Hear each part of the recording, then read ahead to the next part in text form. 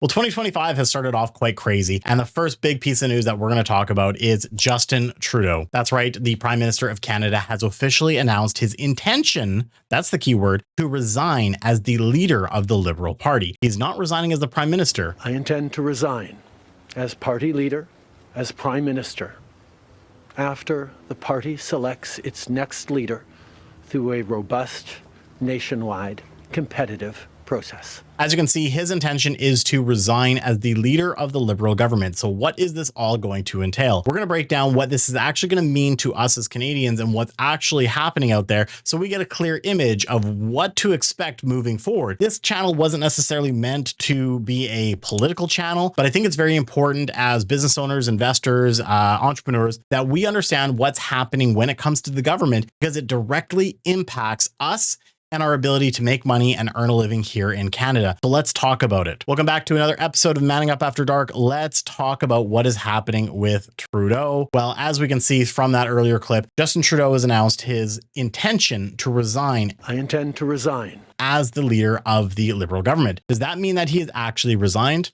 No.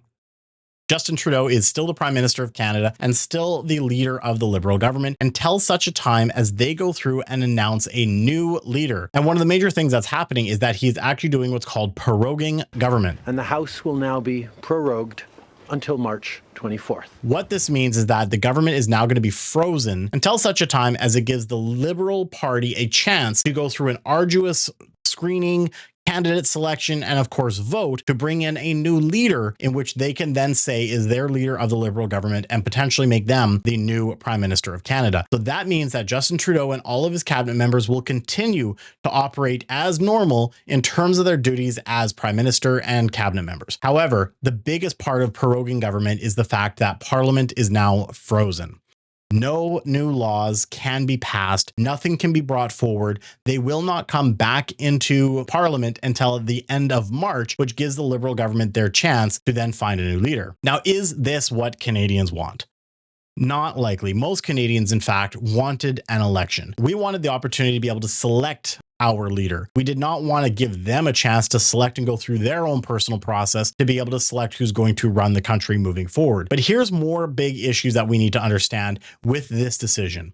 First and foremost, the NDP leader Jagmeet Singh was threatening to do a non-confidence vote when Parliament came back into play at the end of January. By proroguing the government, this now pushes off any chance for a non-confidence vote until at least the springtime. So we will not be heading into an election at least until late spring if a non-confidence vote still gets voted. The opportunity for the Liberal governments to select a new leader also potentially means that maybe they can have a conversation with the NDP and keep the coalition going between them now that Justin Trudeau is no longer going to be the leader after that time. It also gives an opportunity for the Liberals to hopefully try to save a little face out there and maybe select a leader who can maybe change some of the views that Canadians have. Right now, as it sits, as we head into 2025, the Liberal government is absolutely polling at some of the worst it's done in a long time. In fact, the Conservative governments are sitting at about 44% of the polls, which means that if they were to go to an election, there's a high likelihood that the Conservatives would win a super majority, meaning that many Liberal MPs and many NDP as well would likely lose their seats in the House, and they would then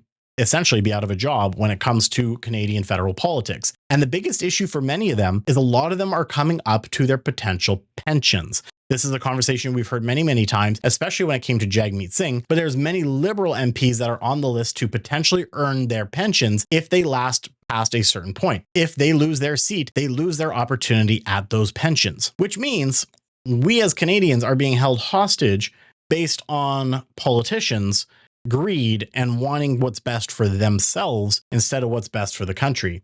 I mean, it's par for the course. That is politics at the end of the day. However, it's really to be understood what's actually happening as Canadians, that we need to know what is really happening behind the scenes. So while we hear these things about Trudeau was resigned, we know exactly what the actual facts are and what it means. Now, some of the bigger issues that we need to think about if we don't have Parliament now for the next 2.5 months is this. One, no new laws are going to be passed. No new bills are going to be able to be brought forward. Our government, our economy essentially is just going to be on standby for that time frame. Now, the good news in some cases is certain bills that were brought forward but haven't passed royal assent yet are also going to be basically thrown away. Case in point, there was the capital gains bill that was going to increase the number of capital gains. That now is not going to be happening. It still could happen in the future, but somebody is going to have to bring it to the floor, pass it as a bill, and start from scratch, essentially. While some might not be the best news, maybe for some of us, it might be actually a good thing. But there's also a bigger issue here is what happens now that we've got a president coming in, President Trump threatening Canada with an extreme amount of tariffs. Well, the good news is, at the very least, is that just because Parliament is suspended, it doesn't remove the ability for Justin Trudeau and his party to be able to respond to things that happen here in Canada. In fact, they still have the power that they don't have to go through the Parliament to be able to address these situations. For example, they could counter tariff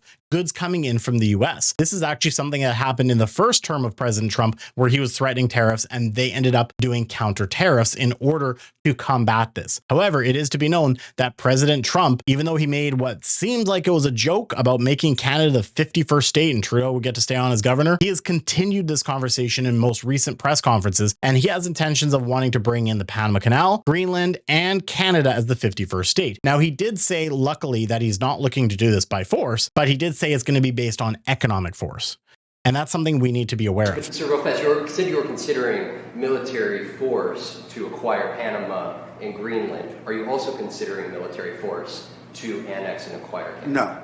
Economic force. So right now, we've got a government that is frozen, a leadership race that's going to be happening that is going to select the next leader, potentially the next prime minister in term for Canadians, not us getting to choose, but they get to choose. And we have the threats from the US as well. This is not a good start to 2025. And as business owners and as entrepreneurs, as investors, we need to be aware of all these things, because obviously anytime there's chaos, anytime there's anything like this, it could potentially create some opportunity for us. We need to be cognizant and keep our eye open for these opportunities. Some of the things I talked about in a previous podcast is if this does happen, the Bank of Canada is likely going to have to do some stuff to stimulate our economy to combat any issues that arise because of these tariffs, because of this proroguing, because of all the chaos that's happening. We might see rates come down a little further, especially if we are seeing a stagnated growth in our economy. The other thing that we need to consider is that there is still a possibility that we could go to a vote in spring, depending who gets voted in as the leader, can have a conversation with NDP leader Jagmeet Singh and maybe rewrite that cooperation agreement. Maybe they continue to vote the same way and we continue to not see a non-confidence vote, meaning that the Liberal government's got to choose the next prime minister, choose the next leader, and we as Canadians don't have a say on what's happening. So there is a lot to unpack here when it comes to this. And again, this podcast was never meant to be a political based podcast.